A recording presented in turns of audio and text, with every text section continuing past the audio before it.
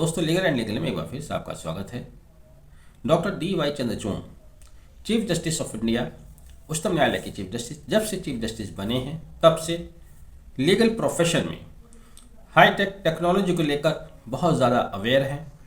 आए दिन नई नई टेक्नोलॉजीज़ को लॉ के प्रोफेशन में इस्तेमाल करने की वो सलाह देते हैं, लोगों को लाए भी हैं। सुप्रीम कोर्ट का मोबाइल ऐप लॉन्च किया अभी पिछले महीने।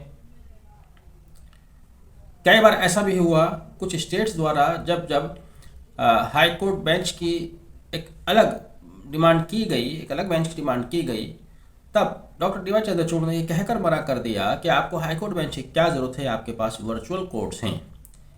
हाल ही के दिनों में भी उन्होंने हाई कोर्ट और दूसरी कोर्ट्स को कहा कि वर्चुअल कोर्ट को सिर्फ कोरोना काल के लिए ही न माने, उसको बिल्कुल उठा के ना रखें, बल्कि उसका पूरा पूरा इस्तेमाल करें। इसी तरह से हाई कोर्ट की एक मांग मेरठ में भी चल रही है, इलाहाबाद उच्च न्यायालय की बेंच को लेकर। तो कभी अगर उनके सामने मामला चला गया तो वहाँ भी आपको यही जवाब मिलना है कि अब आप वर्चुअल हियरिंग कर सकते हैं, वर्चुअली आप शामिल हो सकते हैं, तो आपको अब बेंच की क्या ज़रूरत है। ठीक है, अच्छी बात है। और आने वाले दिनों में हम ये देख सकते हैं कि डिफरेंट सिटीज़ में हाई कोर्ट्स के फाइलिंग काउंटर हो सकते हैं। हाई कोर्ट बेंच की अब उम्मीद करना, मुझे लगता नहीं कि वो उसका कोई रिजल्ट निकल के आएगा।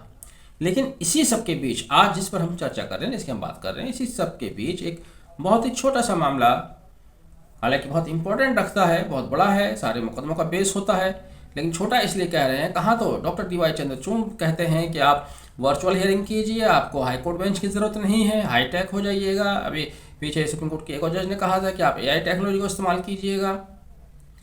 वहीं सुप्रीम कोर्ट रजिस्ट्रार ने कहा है कि व्हाट्सएप द्वारा भेजे जाने वाले नोटिस की तामील प्रॉपर नहीं मानी जाएगी। यानी कि उन्होंने अभी तक एक ये हमारे बीच में एक प्रैक्टिस बन गई थी कि किसी के व्यक्ति को समन्स या नोटिस ईमेल या व्हाट्सएप से भी भेजा जा सकते हैं। और यह प्रैक्टिस इसलिए बनी, बाकायदा कुछ हाई कोर्ट ने तो नोटिफिकेशन में भी निकाला है, कुछ के अदालत के फॉर्मेट छपे हुए हैं कि आप व्हाट्सएप या ईमेल के ज़रिए भी नोटिस भेज सकते हैं, या व्हाट्सएप या ईमेल के ज़रिए अगर तामील हो गई तो तामील प्रॉपर मानी जाएगी। लेकिन कल सुप्रीम कोर्ट के रजिस्ट्रार ने यह स्पष्ट कर दिया कि सुप्रीम कोर्ट रूल्स के मुताबिक व्हाट्सएप या इंस्टेंट मैसेजिंग सर्विसेज, व्हाट्सएप या ईमेल्स की तामील प्रॉपर नहीं मानी जाएगी। तो अब यह स्पष्ट हो गया है, अब इस पर कोई बादल नहीं रहा है, धुंध नहीं रही है कि व्हाट्सएप से भेजे गए मैसेज की कानून में कोई अहमियत न थी न है।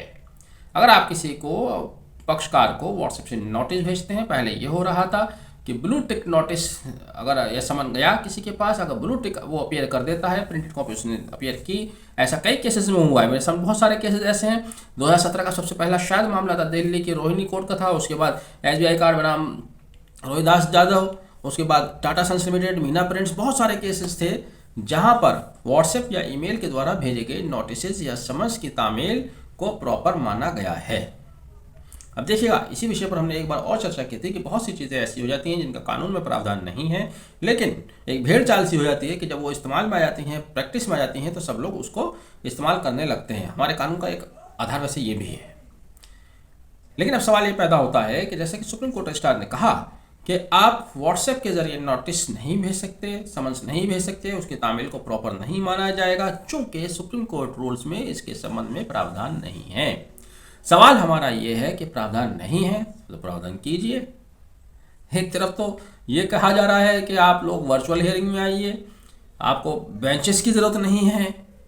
दूसरी ओर एक मामूली सी बात, उसके लिए कह दिया जाता है कि सुप्रीम कोर्ट रूल्स में इसका प्रावधान नहीं है। तो उचित होता कि सुप्रीम कोर्ट केंद्र सरकार को या जो भी अथॉरिटीज़ हैं, लॉ मिनिस्ट्रीज़ को लिखता और कहता कि आप इसके लिए कोई प्रस्ताव लाइए, बिल लाइए, कानून में संशोधन कीजिए। संशोधन होते हैं, संशोधन द्वारा ही कानून बनते हैं, नई नई चीज़ें आती हैं, समय के साथ साथ बदलाव होता है।